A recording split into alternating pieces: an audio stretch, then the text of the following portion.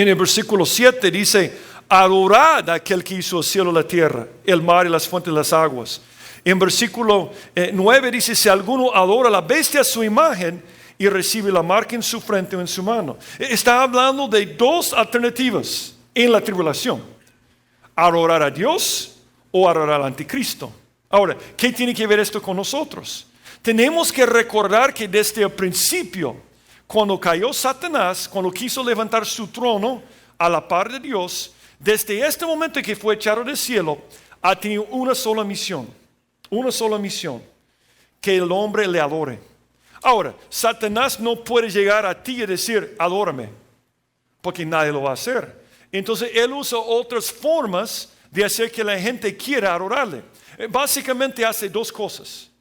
Él tiene dos estrategias para hacer que el mundo le adore. En primer lugar, ataca el carácter de Dios. Dice que Dios no es bueno. Dios no es amor. Dice que Dios no es el creador.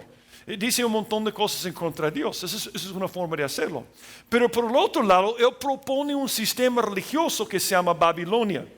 Y por eso tú ves aquí un ángel saliendo a predicar el evangelio diciendo básicamente, adora a Dios que es el creador, uno, y Babilonia la grande ha caído, ese sistema religioso. Está diciendo, no adores por medio de la religión, adora a Dios directamente. Ahora, contestemos algunas preguntas que surgen aquí. Por ejemplo, dice en versículo 6, vi volar por en medio del cielo a otro ángel que tiene el evangelio eterno. Ahora, ¿qué es el evangelio eterno y por qué está predicando un ángel? Nosotros sabemos que hoy en día Dios ha escogido a sus hijos para predicar el evangelio. Tú puedes leer 2 Corintios 5 de 18 a 20 que dice que somos embajadores, que tenemos la palabra de reconciliación, el ministerio de reconciliación. Es nuestro deber y responsabilidad llevar el evangelio a otras personas. Pero dice, ¿por qué un ángel lo está haciendo en este momento? Porque tenemos que recordar que es el último momento. Está por caer el juicio final de Dios durante la gran tribulación. Y Dios ama tanto a la humanidad que le estará dando otra oportunidad. Es curioso. La palabra angelos, de donde viene la palabra ángel, significa mensajero. Y la palabra evangelio viene de tomar la palabra angelos, que significa mensaje o mensajero, y poner la palabra eu, que significa bueno. Evangelio es buen mensaje, buenas noticias, buenas nuevas. Y es impactante que el mensajero sale por todo el mundo predicando el evangelio. Ahora uno dice, ¿cómo puede un ángel estar en el cielo y predicar a todos al mismo tiempo? Yo no sé, pero a mí me impacta que el hombre ha logrado que un astronauta sube al cielo y esté en una nave y puede hablar a todo el mundo al mismo tiempo. O sea, si el hombre puede lograr que una persona hable del cielo a todo el mundo, yo creo que Dios puede hacerlo. Estamos de acuerdo con esto, ¿verdad? Yo a veces pienso que cuando la gente leía esas profecías hace 1000 años, probablemente pensaban, eso es una locura. ¿Cómo es que todo el mundo va a ver a los dos testigos muertos al mismo tiempo? Imposible. ¿Cómo es que una persona puede predicar el cielo a todo el mundo? Imposible. Pero tenemos que recordar que Juan había recibido una visión de Dios y podía ver un día de satélites, podía ver un día de televisión y todas estas cuestiones. Entonces yo no sé cómo lo va a hacer, pero estoy seguro que lo va a hacer. Un ángel va a predicar el evangelio eterno. Ahora, ¿qué es el evangelio? ¿Qué son las buenas nuevas, las buenas noticias? Yo quiero recordarte lo que dice Pablo. Pablo define el evangelio aquí. Dice Pablo en 1 Corintios 15, además os declaro, hermanos, el evangelio que os he predicado, el cual también recibisteis, en el cual también perseveráis, por el cual asimismo si retenéis la palabra que os he predicado, sois salvos si no creísteis en vano. Y aquí establece que es el evangelio, porque primeramente os he enseñado lo que asimismo recibí, que Cristo murió por nuestros pecados, conforme a las Escrituras, que fue sepultado y que resucitó el tercer día, conforme a las Escrituras. ¿Qué es el evangelio? La muerte, sepultura y resurrección de Cristo conforme a las Escrituras. Entonces este ángel es increíble. Al último instante, Dios tan preocupado por la humanidad va a salir en los cielos predicando el evangelio eterno. Ahora, ¿qué va a predicar? tiene que predicar el mismo mensaje, pero porque ¿qué dice la Biblia si un ángel viene y predica otro evangelio? ¿Qué tienes que hacer? Si viene un ángel y te predica otro evangelio que no sea esto, tienes que correr. No sé cuántas religiones se han fundado porque alguien ha descubierto un mensaje secreto de un ángel. Hay que correrse de esta gente. Dice en Gálatas 1:8, mas si aún nosotros o un ángel del cielo os anunciar otro evangelio diferente que os hemos anunciado, sea, y anatema significa maldito, es lo que está diciendo. Entonces estamos seguros aquí en Apocalipsis 14:6 que este ángel tiene que estar predicando el evangelio, la muerte, sepultura y resurrección de Cristo. Porque si predica otro evangelio, no hay que hacerle caso. ¿Estamos de acuerdo? Pero ¿por qué dice que es eterno? Yo creo que dice que es eterno porque tu recepción o tu rechazo del evangelio determinará tu eternidad. Es un mensaje eterno. Lo que tú hagas con el evangelio de Cristo va a determinar tu destino final. Entonces viene este ángel y no solamente es un mensaje eterno, note que es un mensaje universal. Dice en versículo 6 que tenía el evangelio eterno para predicarlo a los moradores de la tierra, a toda nación, tribu, lengua y pueblo.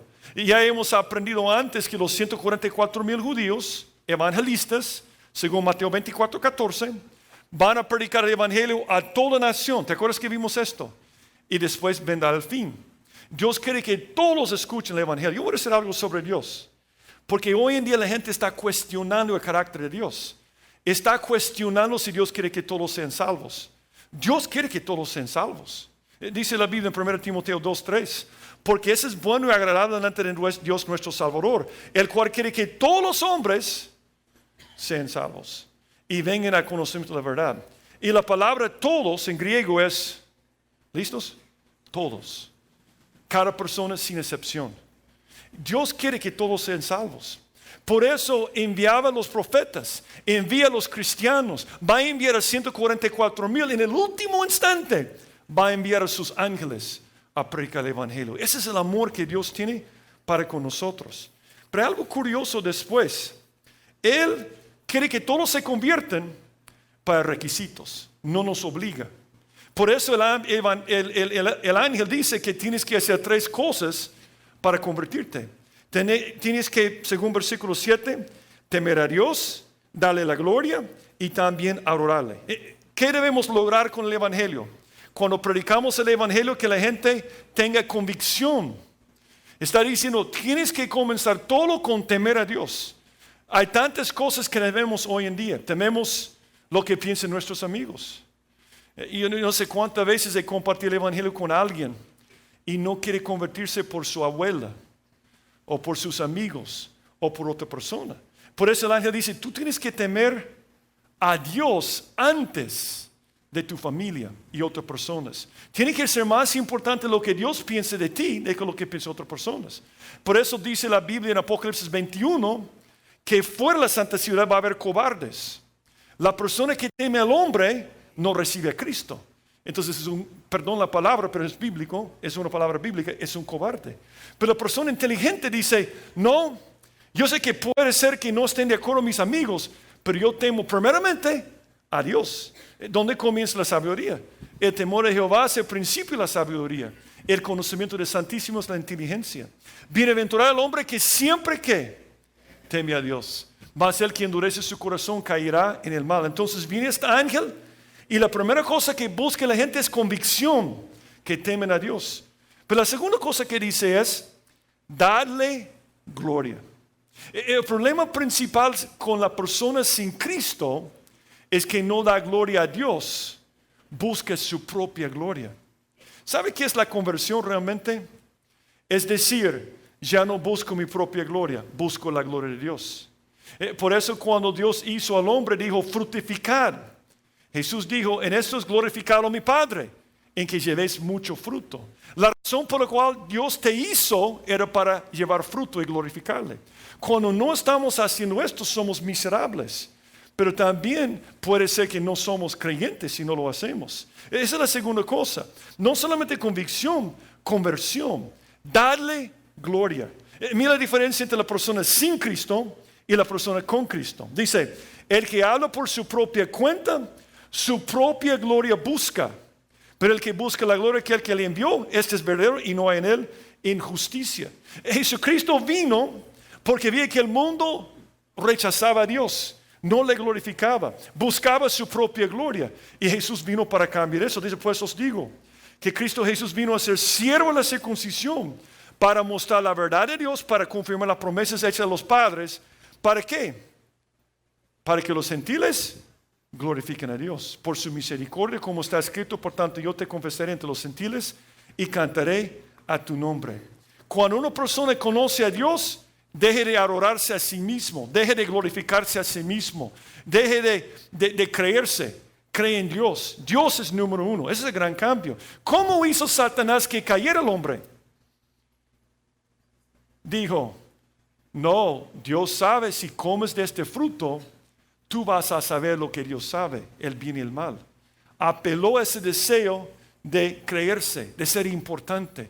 Y eso es siempre lo que produce todo el mal en el mundo. Pero cuando buscas la gloria de Dios, haces cosas buenas por otras personas. Y es un cambio en tu vida.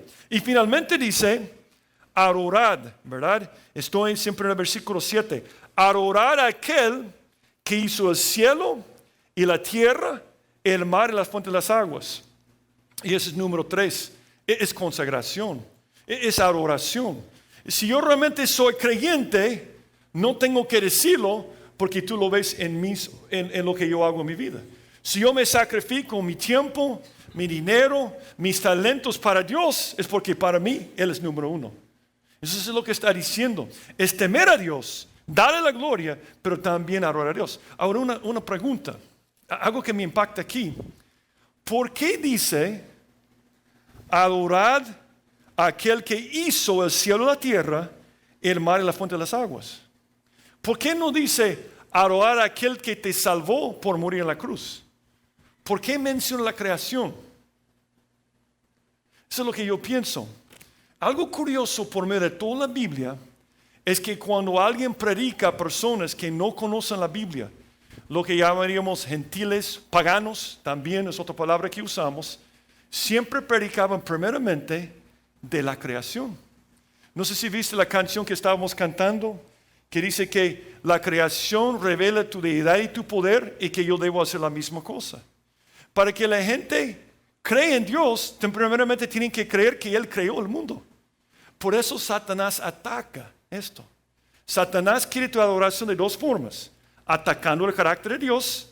Dios no es bueno, Dios no es amor y Dios no es el creador. Dios no creó todas las cosas.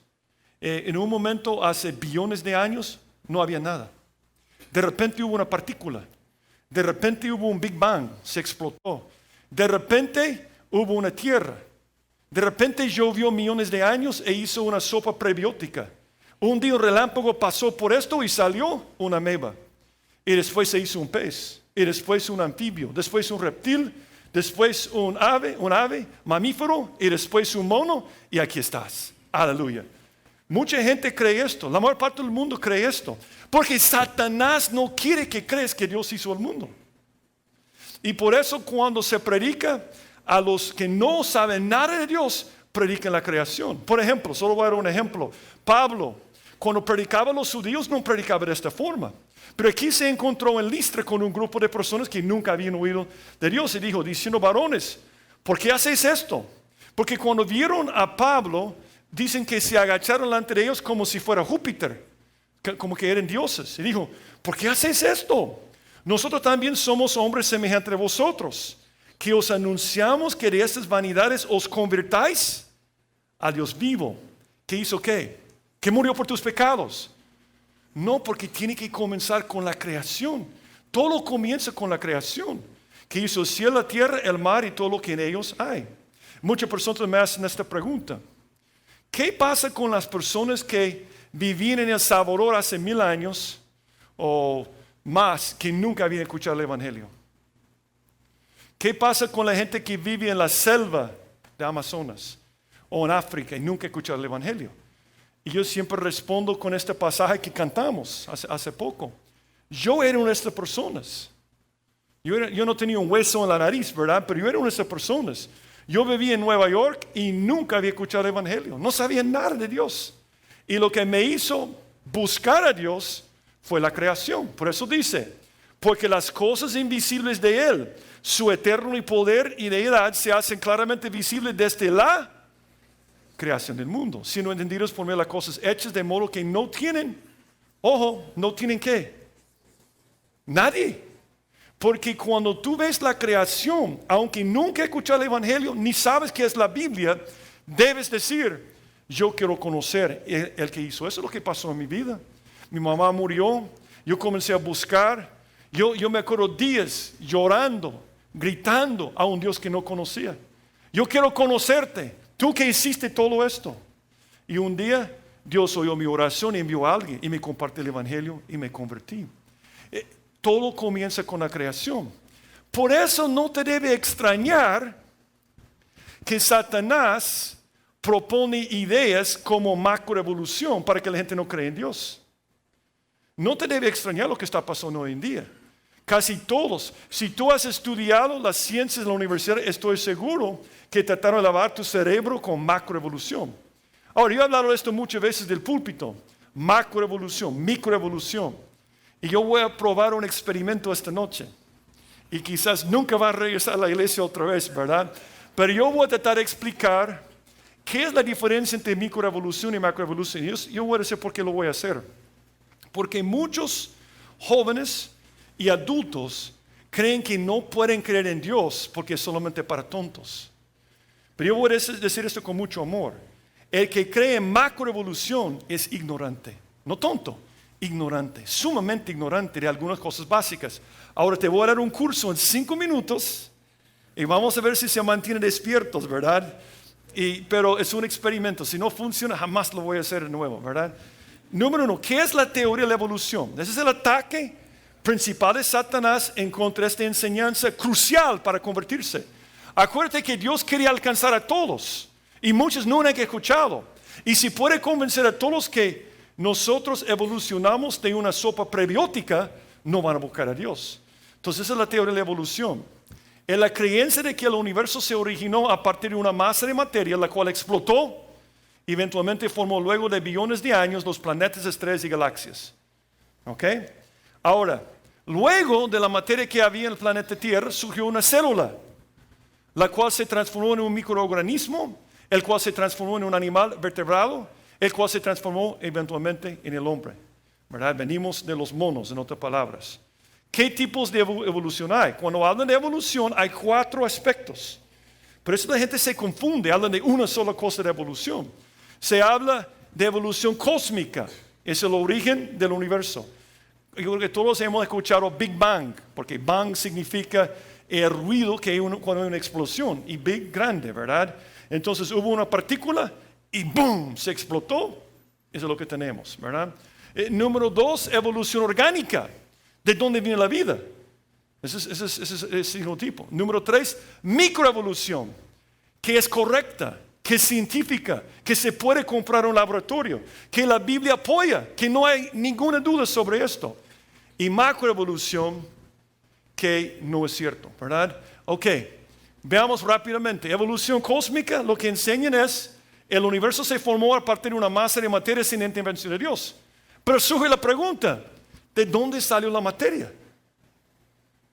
Perdón que voy a decir algo obvio, pero ¿de dónde viene todo esto? En un momento no hubo nada y hubo algo, perdón, pero yo no estoy obligado a creer en algo ridículo. Causa y efecto, ¿verdad? Cada efecto tiene una causa y Dios es la primera causa, es lo que yo pienso. Evolución orgánica. Entonces dice, la tierra se enfrió y formó rocas. Al llover por millones de años se formó una sopa. La sopa cobró vida y formó los primeros seres vivientes. Esas criaturas evolucionaron los animales que conocemos hoy. Todos los científicos evolucionistas creen en esto. Y están enseñando esto a tus hijos y nietos en las universidades y en las escuelas. Y no lo enseñan como una teoría. Lo enseñan como un hecho, como una ley. Y si no lo crees es porque tú eres tonto. Y muchas personas tienen una crisis que tienen que creerlo. Y es un intento de Satanás de convencerte que Dios no es el creador, porque ataca su carácter. Y después ¿Qué es? Enseña que la vida se originó a partir de una mezcla de compuestos químicos que de repente cobró vida. Pero ¿cómo algo sin vida cobró vida? Tú sabes que hay una ley de la ciencia, no una teoría, no hipótesis. Es una ley de la ciencia, una ley que se llama la ley de biogénesis. Y la ley de biogénesis es el trabajo que hizo Louis Pasteur, que la gente en el tiempo de Louis Pasteur pensaban, y muchos estudiaron esto en bachillerato, en biología, si tú te acuerdas, que ponía a la gente trapos en lugar mucho tiempo y espontáneamente se generaron ratas. Se llamaba generación espontánea. Entonces Louis Pasteur comprobó que la vida tiene que venir de la vida. Es imposible, dijo él, que la vida venga de la no vida. ¿Qué dice la teoría de la evolución? Que la vida vino de la no vida. Contradice una ley. Una que ni es una teoría, es una hipótesis, contradice una ley científica. No creo en esto, no por la Biblia, porque siendo un científico, analizo los hechos científicos, las leyes científicas y lo rechazo completamente. Otra cosa, microevolución, esa es real, es la que produce la variación dentro del mismo tipo de animal. Por ejemplo, las bacterias están evolucionando, están resistiendo antibióticos, ¿estamos de acuerdo con esto? Por eso siempre están inventando nuevos antibióticos, porque las bacterias están evolucionando. Pero es microevolución. Nunca cruzan la línea entre una especie a otra especie. Por eso hay variedades en todas partes. Por ejemplo, los osos hormigueros. Tú has visto fósiles de osos hormigueros que eran gigantescos antes, ¿verdad? La microevolución no es realmente evolución, sino variación dentro de la misma especie. Está de acuerdo a la realidad. Prácticamente todas las especies de animales tienen estas variaciones. Nota, a la microevolución se le conoce como selección natural. Algunas especies se han extinguido por selección natural. Los más fuertes sobreviven, pero nunca evolucionan en otras especies. Eso es lo que observamos científicamente. Otra cosa interesante, el problema es que los evolucionistas usan la evidencia de microevolución, que es cierta, que se puede comprar en un laboratorio, para apoyar la macroevolución, que nunca jamás se demostró en un laboratorio. Nunca, jamás han observado esto. No es cierta. Entonces, el arca de Noé apoya este hecho real. Mira lo que dice en el arca. Y de todo lo que vive, de toda carne, no de cada especie. La Biblia apoya en la creencia o la prueba de que dentro de la especie hay variedad, microevolución. La Biblia está de acuerdo con esta parte. Y dice, en el arca para que tengan vida contigo, macho y hembra serán. Entonces, ¿qué es microevolución? De los dos perros que estaban en el arca, y que tenemos todos los tipos de perros de hoy. Esa es microevolución. De dos perros salen todas las razas. Es una cosa increíble. Pero yo tengo una pregunta. ¿Cuántas de estas razas de perros evolucionaron en gatos o en monos? ¿Cuántos? ¿Cuántas veces en un laboratorio en toda la historia? Nunca, jamás. No es ciencia, es una creencia. No es ciencia, es una creencia. Es fe. Es creer que si tú das suficiente tiempo, de repente un mono va a ser un ser humano. Nunca lo han observado. No es ciencia. La ciencia solo se observa en un laboratorio. Esa es la ciencia, no es ciencia. Otra cosa, como vemos, no hay ningún problema con la llamada microevolución, que no es otra cosa que los diferentes tipos dentro de una misma especie. Y después, pero ahora veremos lo que pasa con la macroevolución. Esa es la macroevolución, ¿verdad? Los animales transformándose en nuevos tipos. Aquí está un ejemplo. Dicen que los reptiles cambiaron en aves. ¿Ok? El problema es que nunca se ha observado, y aunque tenemos fósiles de reptiles y de aves, no tenemos estos fósiles aquí. Son inventos. ¿Has oído el eslabón perdido? Eslabón perdido. Hay miles de eslabones perdidos. No hay eslabones entre anfibios y reptiles, entre reptiles y aves, entre nada.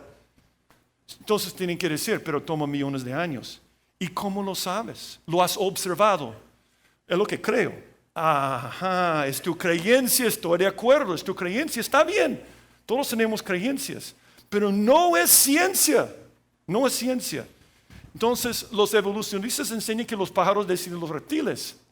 Pero se pueden encontrar fósiles de pájaros y reptiles. ¿Por qué no aparecen los fósiles intermedios? Porque nunca existieron. No existen. Nunca han existido. No existen. No es ciencia. Por ejemplo, dicen, los pterodáctilos eran reptiles que volaban. Pero no eran aves, eran reptiles que volaban. Eran reptiles. Hoy en día hay mamíferos que nadan. ¿Están de acuerdo conmigo? Ballenas. No es prueba de la evolución, es prueba que hay mamíferos que nadan. No sé si me explico. Hay que fijarse en lo que observas. No tomar un salto de fe gigantesco. La única diferencia entre la macroevolución y un cuento de hadas es el tiempo. En un cuento de hadas, una princesa besa un sapo y se convierte en un príncipe inmediatamente. Ese es cuento de hadas. En la macroevolución toma millones de años para que pase.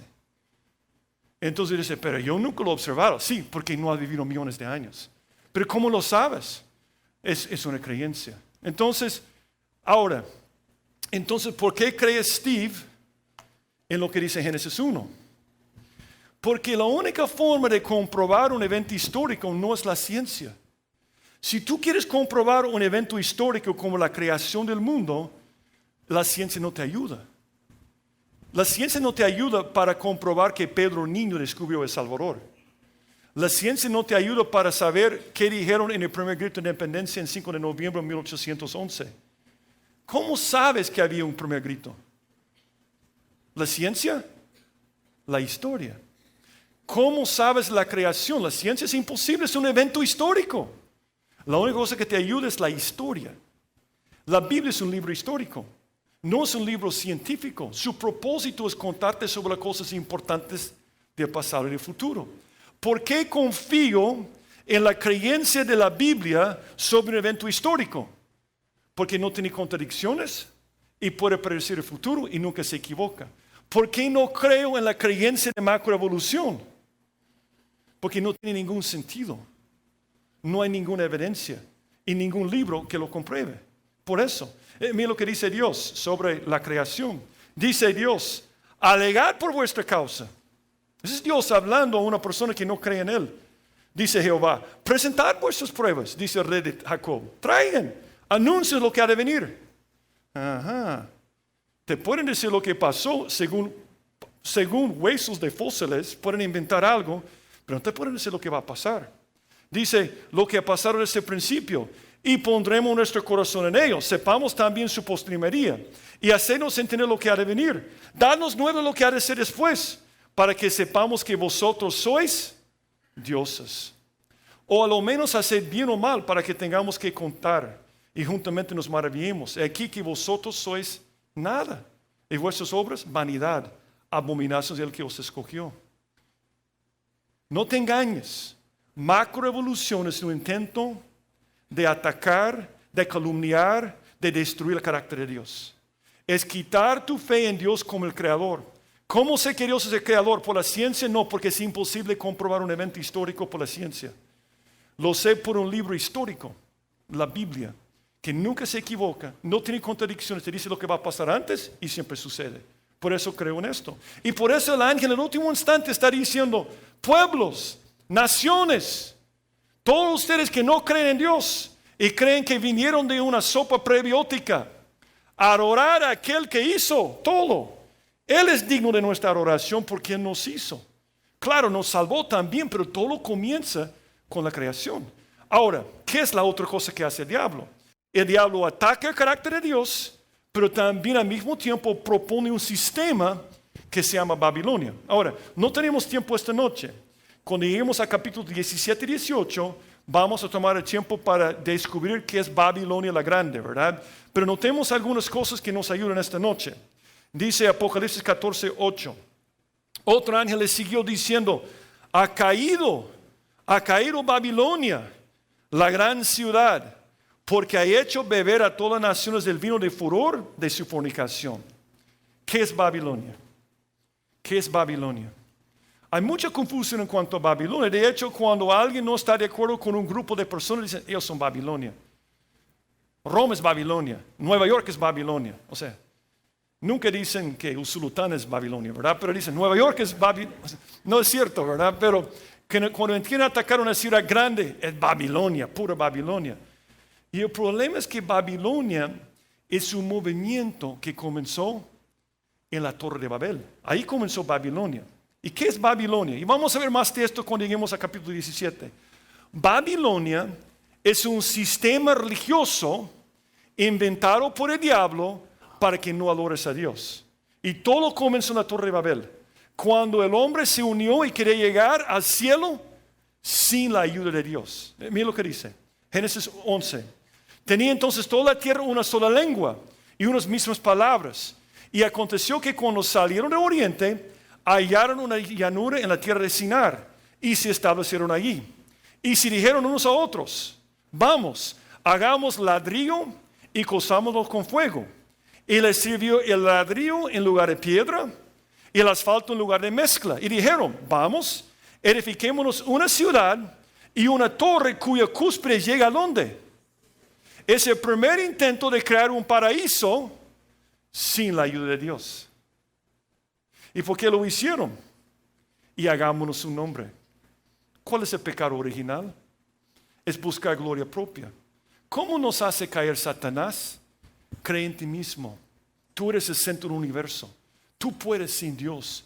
No seas débil, no necesites de Dios. Si comes de este árbol, vas a saber el bien y el mal como Dios. Y por eso no quiere que lo pruebes.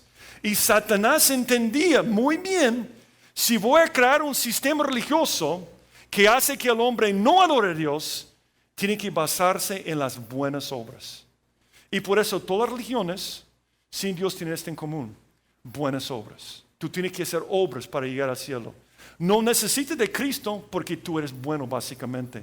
Nunca has matado, o quizás solo has matado a 2 personas. Nunca has robado, quizás solo $10,000, pero eres bueno comparado con los demás. Entonces vas a ir al cielo porque tú eres bueno.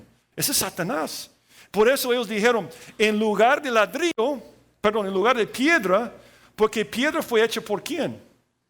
Dios. Vamos a producir ¿qué? Ladrillo, hecho por hombre. Vamos a construir una torre, no con cosas de Dios, porque Dios va a recibir la gloria. Voy a usar cosas que yo he hecho, porque buenas obras al cielo. Y dice también asfalto hecho por hombre en lugar de mezcla. Entonces la religión falsa, Babilonia, siempre tiene 2 elementos: buenas obras e idolatría, porque ellos adoraban la obra de sus manos. Entonces el hombre quiere controlar su mundo. Y cuando una persona dice no a Dios, es una rebelión en contra de Dios. Dios dice, tú tienes que someterte a mí, yo te puedo ayudar. No, yo me creo, yo soy el máximo, yo soy el centro del universo, yo soy el capitán de mi destino. Yo puedo, sin Dios. Eso viene de Satanás, para que no le adores. Esa es Babilonia. Y durante toda la historia ha hecho mucha gente caer. Ahora, note cómo lo hace. Dice, ha caído Babilonia, la gran ciudad, porque ha hecho beber a todas las naciones del vino de furor de su fornicación. Ahora, ¿por qué usa esta ilustración para hablar lo que hace la falsa religión? Porque está explicando claramente por qué una persona se hace religioso sin Dios. ¿Por qué toma la gente? ¿Por qué toma uno? Bueno, yo he escuchado todas las razones. Uno es para relajarse, porque no me digas porque tiene un buen sabor. Siempre me da risa en las películas cuando alguien toma un whisky. Qué buen whisky de año 1876. Whisky no tiene un buen sabor. Tienes que tomar un montón y estar borracho para que tenga un buen sabor, pero no tiene un buen sabor. La gente toma porque quiere sentirse bien, quiere relajarse. Algunos quieren olvidarse, algunos se sienten mal y el viernes pueden alegrarse o pueden olvidarse de todos los problemas en su vida. Ese es el propósito del alcohol. Yo voy a decir algo sobre la religión, es igual.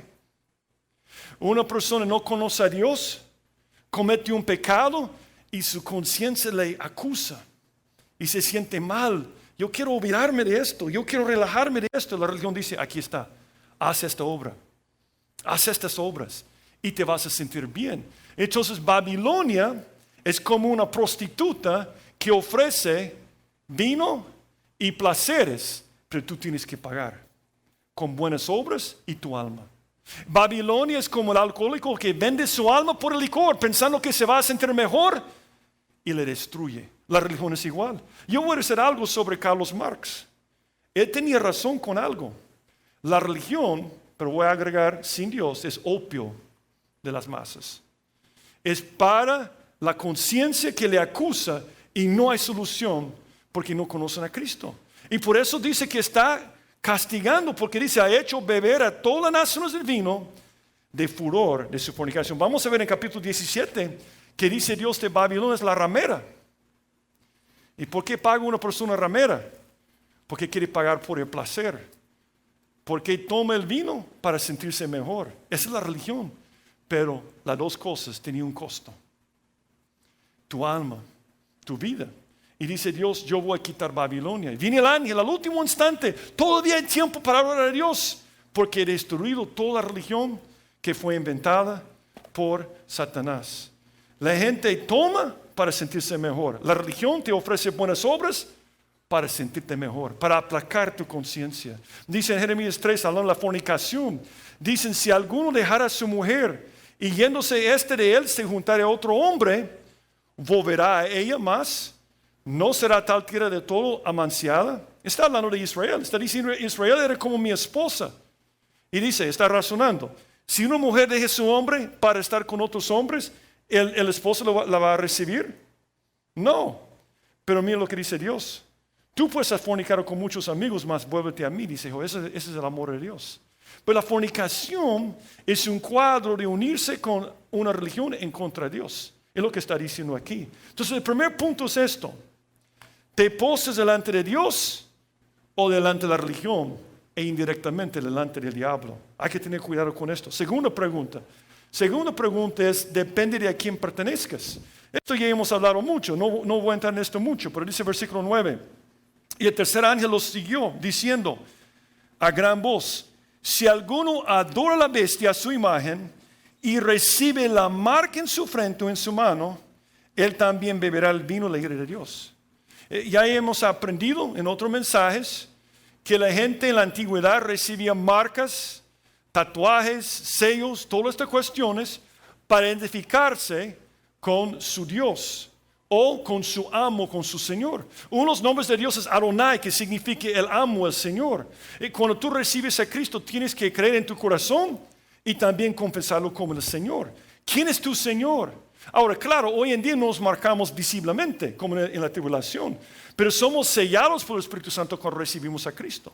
¿A quién perteneces? Dice Romanos 10:9, que si confesares con tu boca que Jesús es el Señor y creyeres en tu corazón que Dios le levantó de los muertos, serás salvo, porque con el corazón se cree para justicia, pero con la boca se confiesa para salvación. Si realmente creo en Cristo, se va a notar en mis obras que sirvo al Señor. Yo pertenezco a Jesús. ¿Cómo lo puedes saber? Por mi servicio. He sido marcado espiritualmente y quiero servirle. Eso es lo que está diciendo aquí. Dice Romanos 6:16, por ejemplo. ¿No sabéis que si os sometéis a alguien como esclavos para obedecerle, sois esclavos de aquel a quien obedecéis? ¿Sea de pecado para muerte o sea de obediencia para justicia? Pero gracias a Dios que aunque eres esclavos del pecado, si una persona sin Cristo es esclavo del pecado, habéis obedecido de corazón a aquella forma de doctrina a la cual fuisteis entregados, y libertados del pecado, vinisteis a ser siervos de la justicia. Esta noche, cada uno de nosotros somos siervos de alguien. O de pecado, o hemos recibido a Cristo, y si el Hijo del Hombre os libertare, seréis verdaderamente libres, y tú eres siervo de Dios y de la justicia. Ahora, a mí me impacta aquí la descripción del infierno. Yo te dije esto al principio. A mí me impacta lo que dice sobre el infierno en este lugar. Nota lo que dice sobre el infierno. En primer lugar, dice en versículo 10, Él también beberá del vino de la ira de Dios, que ha sido vaciado puro en el cáliz de su ira. Esa es la primera cosa. Si una persona no pertenece a Dios, entonces tiene comunión con la religión. Eso ya vimos. Beber es un cuadro de comunión. Está bebiendo con la religión. Y dice Dios, ok, vas a tener comunión entonces con mi juicio. Si me rechazas en esta vida, vas a sufrir la ira en la otra vida. Es interesante este cuadro aquí de la ira vaciado en el cáliz de su ira. Es un cuadro en toda la Biblia. Por ejemplo, Salmos 75:8. Porque el cáliz está en la mano de Jehová. El vino está fermentado, lleno de mistura, y él derrama del mismo. Hasta el fondo lo apurarán y lo beberán todos los impíos de la tierra. Ahora es impactante. Porque si la copa de Dios es la ira de Dios, entonces ahora entiendes lo que estaba pasando en la vida de Jesús en el huerto de Getsemaní. ¿Te acuerdas cuando Jesús estaba en el huerto de Getsemaní y sudó gotas de sangre? ¿Te acuerdas de esto? ¿Por qué lo hizo? Dos pasajes que te van a ayudar. Cuando Pedro cortó la oreja del soldado, dijo Jesús entonces dijo a Pedro, mete tu espada en la vaina. La copa que el Padre me ha dado, no la he de beber. ¿Cuál copa? La ira de Dios. Y yo quiero que entiendas algo esta noche. Jesús entendió que el mundo iba a tener que beber esta copa. Pero él dijo, Padre, yo voy a beber de la copa en el lugar de la humanidad. Yo voy a sufrir tu ira. Por eso cuando Jesús fue crucificado, él comenzó diciendo, Padre, perdónalos porque no saben lo que hacen. Pero dice que en la hora cuando se hizo tinieblas, no dijo Padre mío, Padre mío. ¿Qué dijo? Dios mío, ¿por qué me has desamparado? Porque en este momento Dios había derramado toda su ira por todos nuestros pecados sobre su Hijo precioso en la cruz. Él sabía en este momento que iba a tener que beber esta copa. Y por eso dice Mateo 26, yendo un poco adelante, se postró sobre su rostro, orando, diciendo, Padre mío, si es posible, pase de mí esta copa. Pero no sea como yo quiero, sino como tú. No es la copa de los latigazos. No es la copa de la corona de espinas. No es la copa de rechazo de los otros discípulos. Es la copa de sufrir todos nuestros pecados, recibir toda la ira de Dios, vaciar de su copa y ser separado del Padre. Eso es impactante. Es impactante que Jesús nos ama tanto que bebió de la copa de ira en nuestro lugar en la cruz. Y gracias a Dios, cuando Jesús murió, dijo, Padre, no Dios, Padre, en tus manos encomiendo mi espíritu. Cristo bebió la copa de ira por ti, para que no tuvieras que beber esta copa. Y Dios te ama tanto que te habla de esto todo el tiempo y va a mandar un ángel al último instante. Si una persona va al infierno, va a sufrir de esta copa durante toda la eternidad. Y yo creo que por eso dice que lo va a hacer delante del Cordero. Mira lo que dice después. Y será atormentado con fuego y azufre delante de los ángeles, santos ángeles y del Cordero. La única cosa peor que lo que dice aquí sea atormentado es ver a aquel que ya tomó tu lugar delante del Cordero de los ángeles. Va a ser terrible. La palabra tormento significa literalmente imponer dolor insoportable. Siempre cuando la Biblia describe el infierno, dice que es un lugar de tormento. El hombre rico cuando estaba en Hades, ¿te acuerdas lo que dijo? Estoy en este tormento, estoy atormentado. Estoy sufriendo. Y yo voy a decir algo sobre el infierno. No nos gusta hablar sobre el infierno. Evitamos el tema. No es muy agradable. Muchas personas no les gusta mencionarlo. Yo voy a decir algo sobre el infierno. ¿Cómo puedo vivir con una persona? ¿Cómo puedo trabajar con una persona día tras día? Y saber que no es que van a subir una rampa y pasar a morir. Van a subir una rampa a la vida y pasar al infierno para siempre y no decir nada. ¿Cómo puedo ser así? No hablar del infierno es como el hombre que está nadando en el mar y está a unos 500 metros de la playa. Y él puede ver la playa, pero tú sabes que hay una corriente que impide que llegue a la playa. Pero no quieres mencionar las cosas negativas. Entonces tú llegas a una lancha, le ofreces un salvavidas y dices, toma este salvavidas. El hombre dice, no, yo estoy cerca de la playa, yo soy un buen nadador. No, toma esas salvavidas. No, yo no lo voy a tomar. Pero tú no quieres mencionar la corriente, porque no quieres ser negativo. Ese es no mencionar el infierno. Yo voy a decir algo sobre el infierno. Si una persona va al infierno, va a sufrir la ira de Dios para siempre, va a ser atormentado para siempre. Y si realmente amamos a la gente, vamos a advertirles. El amor es decir a una persona la verdad. Dice en Judas 1:23, a otros salvad, arrebatándolos del fuego, y de otros tener misericordia con temor, aborreciendo aún la ropa contaminada por su carne. Por eso hablamos de esto en cada momento. Pero hay otra cosa terrible. Dice que es para siempre. Dice versículo 11, y el humo de su tormento sube por los siglos de los siglos. Es para siempre. Si tu amigo no conoce al Señor, después de un millón de millones de años, va a estar comenzando. Y no hay salida. No hay salida. La gente dice, ¿cómo es que un Dios de amor puede mandar a la gente al infierno? Bueno, yo tengo una pregunta. Alguien llega a tu casa, viola a tu hija de 14 años, le mata y le corta en pedazos. Vas ante el juez y el juez dice, pobrecito, yo soy un juez de amor, él no tiene que ser castigado, porque yo soy amor. ¿Qué pensarías de este juez? Es un monstruo. Es un monstruo. Una persona que no castiga la maldad es un monstruo. Sufrimos en nuestro país porque mucha gente mata y nunca son castigados. ¿Cómo es que Dios no va a castigar el rechazo de su Hijo? Porque Él es un Dios de amor, te da chance para recibir a Cristo, te da la oportunidad para recibir a Cristo. Es un Dios de amor, pero es un Dios justo, no es un monstruo. No es un monstruo que permite que gente mate y no vaya a la cárcel. Él no es un monstruo, es un Dios justo, pero es un Dios de amor. Por eso te da la oportunidad. Pero lo peor es lo que dice después. Dice, y no tienen reposo de día ni de noche los que adoran a la bestia a su imagen, ni nadie que recibe la marca de su nombre. El infierno sería tan terrible si pudiera encontrar un rincón y dormirme. Pero no puedo. Después de millones de años, todavía voy a estar despierto, sufriendo y sufriendo y sufriendo. El infierno es la ira de Dios, es el tormento eterno y no hay reposo. Es un lugar terrible. Y por eso Dios en su amor está enviando a su ángel, la última oportunidad. Pero yo te voy a decir algo esta noche, esta puede ser tu última oportunidad.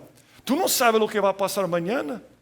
Y podría ser la última oportunidad para tu amigo, para tu compañero de trabajo y para tu familia también. Que seamos como Dios de su corazón. Tenemos que terminar.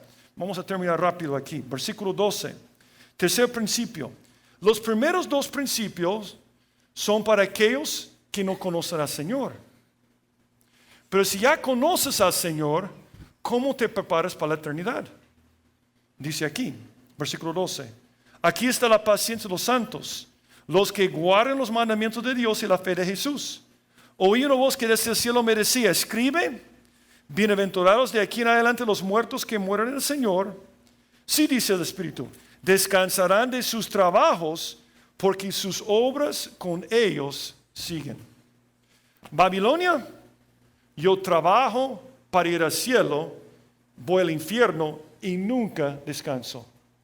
Dios, yo descanso en Él, yo tomo el yugo de Jesús, yo encuentro reposo y después trabajo para el Señor, para glorificarle. Por eso las obras me siguen. No hago las obras para llegar, me siguen naturalmente. Dios hace las obras de todas maneras. Esa es la última pregunta. Y quiero recordarte de un principio que hemos visto muchas veces. Lo que determina tu destino eterno es lo que hagas con el Evangelio. Recibes el Evangelio, vas al cielo. Rechazas el Evangelio, al infierno. Lo que determina tu posición en el cielo o en el infierno son tus obras. Son tus obras. Tercera pregunta, depende de para quién produzcas. Si has recibido a Cristo, vas a ir al cielo. Pero si vives para ti mismo, tu posición va a ser diferente en el cielo. Yo quiero recordarte lo que dice la Biblia. Para aquellos que han recibido a Cristo, porque es necesario que todos nosotros comparezcamos ante el tribunal de Cristo, para que cada uno reciba según lo que ha hecho mientras estaba en el cuerpo, sea bueno o sea malo. Cada creyente va a estar delante de Jesús para recibir coronas en este momento. Va a ser juzgado sus obras. Pero si rechazas a Cristo, vas a ser juzgado según tus obras también. Dice Apocalipsis 20:13. Y el mal entregó los muertos que había en él. Y la muerte y el Hades entregaron los muertos que había en ellos. Y fueron juzgados cada uno según sus obras. Hitler va a sufrir un poco más, aunque todos van a sufrir. Porque van a ser juzgados según sus obras. Dice, pero ¿cómo es esto? Bueno, Algo que yo he dicho muchas veces. Cuando tú vas a una graduación, ¿quiénes están más contentos? ¿Los graduados o los papás de los graduados? Sí, ok. Cuando estemos delante de Jesús es una oportunidad para graduarnos.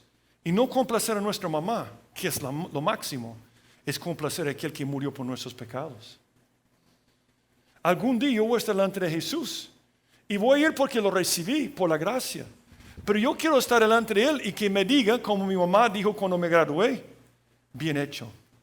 ¿No quieres escuchar esto? Es lo máximo en la vida que tu mamá o tu papá te diga, buen trabajo, qué buen trabajo, hijo, estoy orgulloso de ti. Pero Jesús murió por nosotros. Por eso dice, termino con este versículo, dice, así que no juzguéis nada antes de tiempo, hasta que venga el Señor, el cual aclarará también lo oculto de las tinieblas y manifestará las intenciones de los corazones. Y entonces cada uno recibirá su alabanza de Dios. ¿No quisieras algún día estar delante del tribunal y que te dijera Dios, Jesús, bien hecho, siervo fiel, bien hecho, aquí están estas coronas? Pero si tú vives para ti mismo siendo creyente, no vas a poder decir esto, para nada. Por eso habla la paciencia de los santos, que guardan los mandamientos. Ellos tienen que Dios les ama, por eso envió a su Hijo. Y dicen, yo voy a obedecer a Dios, voy a vivir para Dios, porque le amo. Y yo quiero complacerle.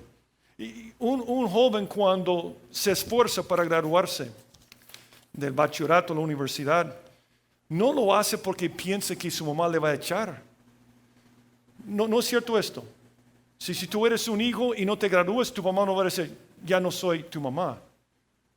Lo haces porque quieres complacerle por todo lo que ha hecho para ti. Es igual con Jesús. El creyente debe decir, qué tremendo. Y yo veo este pasaje y yo digo, yo me merezco estar allá. Yo soy malo, yo me merezco estar en este lugar, pero no voy a estar en este lugar. Porque Jesús hace 2000 años, viéndome a mí, dijo, no voy a tomar de esta copa. Él dijo que pase de mí esta copa, pero dijo, no voy a hacer tu voluntad. Yo voy a tomar la copa de todos los pecados de Steve Kern, para que no tenga que este lugar. Y yo puedo poner tu nombre en este lugar. Y ahora uno dice, hey, gracias Jesús, voy a vivir mi propia vida. Qué tremendo esta actitud. Yo creo que mi eternidad es determinada por lo que hago con Jesús, pero mi posición se determina por las obras que hago para Él. 3 preguntas, ¿verdad? Depende delante de quién te postres. ¿A quién adoras? ¿A Jesús o a una religión? Depende de a quién pertenezcas. ¿Perteneces a Jesús? ¿Tienes el sello del Espíritu Santo? ¿Ese es tu Señor? Y número 3, ¿para quién trabajas? ¿Para quién obras? ¿Jesús o para ti mismo? Oremos. Padre, gracias por Jesús y lo que hizo en la cruz por nosotros. Y gracias que en este momento crucial, cuando estaba sudando gotas de sangre, Él dijo, voy a hacer tu voluntad, Padre. Y ahí en la cruz, en el momento más terrible, Él bebió de la copa de tu ira. Él recibió nuestro juicio. Dice en Isaías 53 que tú quisiste quebrantarlo con nuestros pecados. Es increíble que la Biblia dice también que Él fue hecho pecado para que fuésemos hechos la justicia tuya en Él. Gracias, Señor, por este regalo. Y yo te pido, Señor, esta noche, si hay alguien que todavía no ha recibido este regalo, que lo puede hacer esta noche. Y te pido por aquellos que han recibido el regalo de la salvación, que nos puedes cargar con aquellos que si mueren mañana van al infierno para estar atormentados sin reposo para siempre. Cárganos, Señor, habla a nuestro corazón. En el nombre de Jesucristo te lo pido. Amén. Y siempre... Si después de lo que has escuchado durante la última hora estás dispuesto a entregarle tu corazón a Jesucristo, estás listo para abandonar lo que has sido hasta este momento y le dices al Señor, aquí está mi vida, yo quiero la vida plena, yo quiero la vida completa que tú tienes para mí y quiero la salvación al morir. Entonces, entregarle tu corazón a Él y hazlo por medio de una oración. Así que, ¿por qué no oramos? Bueno, y tú puedes repetir esta oración conmigo. Vamos a orar y repite estas palabras al Señor si quieres recibir a Jesucristo. Oremos. Padre, gracias por tu amor, y gracias por tu salvación. En este momento me doy cuenta que soy pecador y que no puedo salvarme a mí mismo. Me arrepiento de todos mis pecados y te abro la puerta de mi corazón. Entra, Jesús, sálvame, cámbiame, pues yo me entrego a ti. Gracias por oír mi oración y gracias por salvarme. En el nombre de Jesucristo te lo pido. Amén. Si te gustó el mensaje, queremos aprovechar para invitarte a nuestra iglesia. Aquí puedes aprender más acerca de Dios, más acerca de los planes que tiene para ti también. Así que ven a la iglesia donde puedes aprender más acerca de la Biblia. Será para nosotros un placer recibirte en el Campus Miralvalle, en Crown Plaza, en Lourdes o en Apopa. Y si vienes porque has visto una de estos videos, y yo te pido que te presentes con nosotros, que nos busques a cualquiera de los dos al final de los cultos, y con mucho gusto te vamos a recibir. Que Dios te bendiga.